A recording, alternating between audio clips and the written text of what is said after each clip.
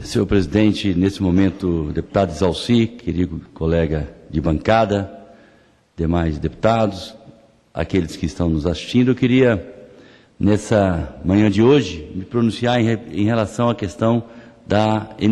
energética no Brasil. Em qualquer país, quando se tem uma ministra de Minas e Energia alçada à condição de presidente da República,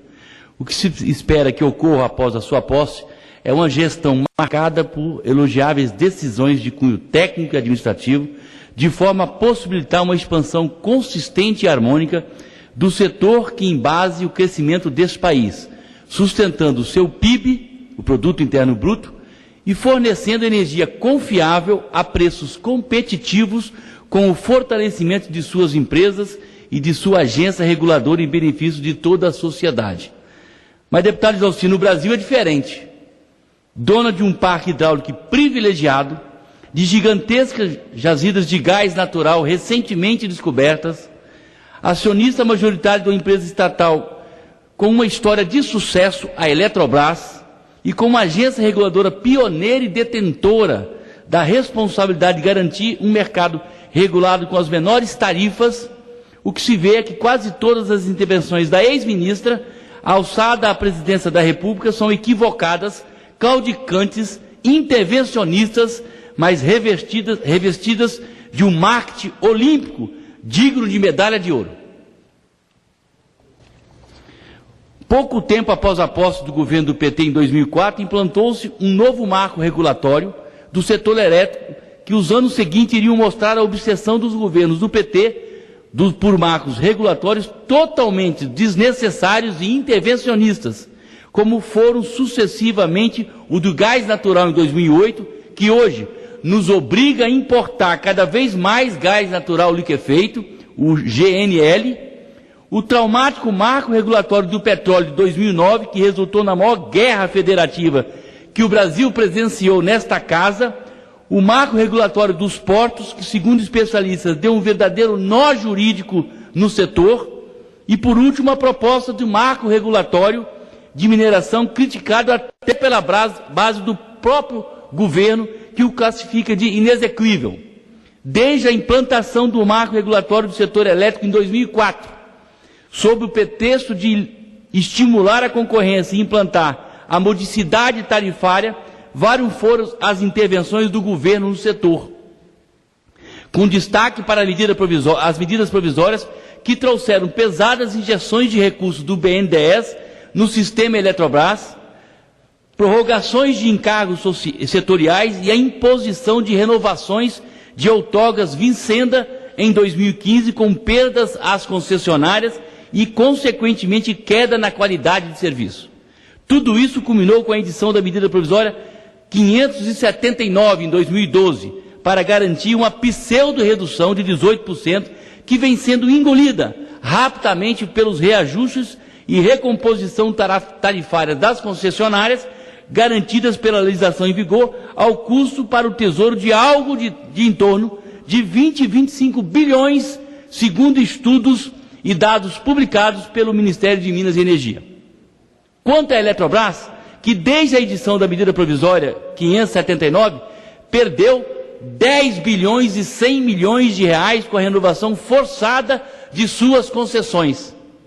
Teve o seu valor patrimonial, deputado Isalci, reduzido de 65 bilhões para 9 bilhões.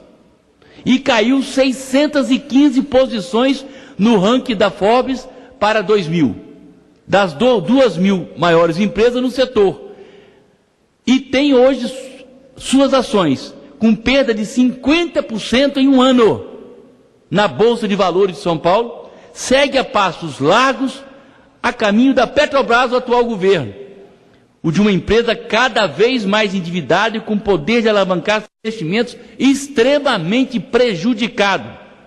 Pesa ainda sobre a empresa a relutância e a incompetência dos governos do PT em sanear e oferecer ao mercado, em processo licitatório,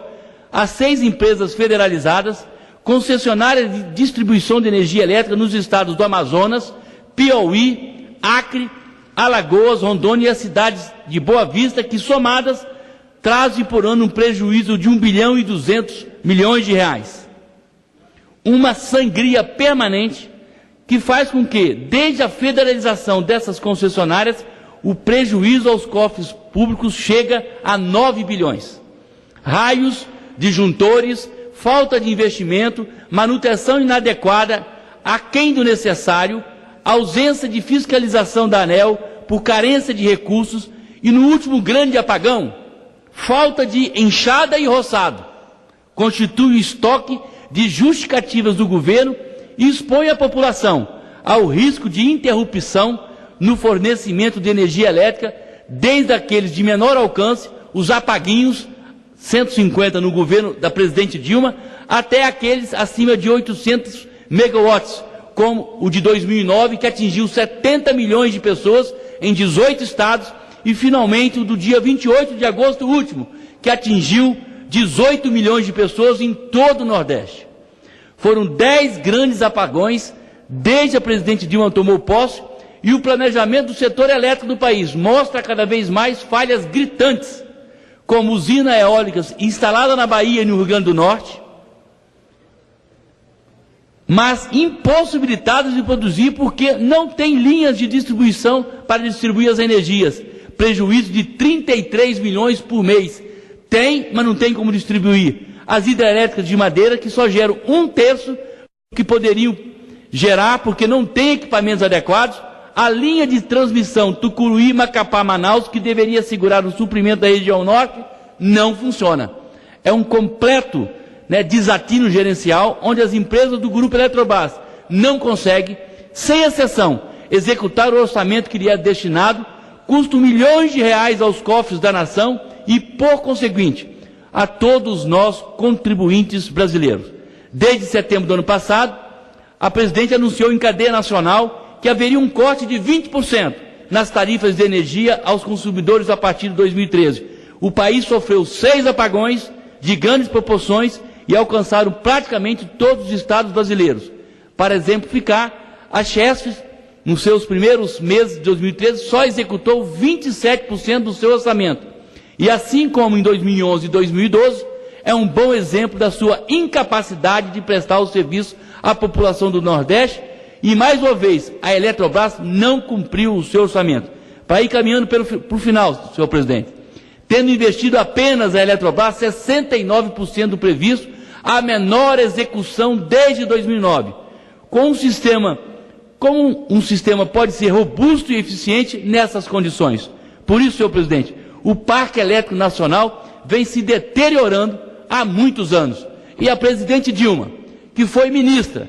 nós sofremos vários grandes apagões, 28 de agosto de 2013, 15 de dezembro de 2012, 25 de outubro de 2012, 4 de outubro de 2012, 3 de outubro de 2012, 22 de setembro de 2012, 19 de setembro de 2012, 3 de fevereiro de 2011, 10 de fevereiro de 2010 e 10 de novembro de 2009.